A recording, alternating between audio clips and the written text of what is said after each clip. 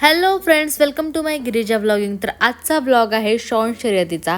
So मी Shreyas sir आणि छोट्या आपला प्रणव म्हणजे छोट्या आम्ही सगळे गेलो होतो शॉर्ट शर्यत पाहायला.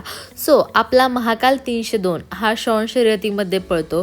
सो त्याच्यासोबत आम्ही गेलो होतो. हा बघा, हा महाकाल आणि तो त्याचा आता नवीन भाऊ, हे दोघं जण आलते शर्यतीला.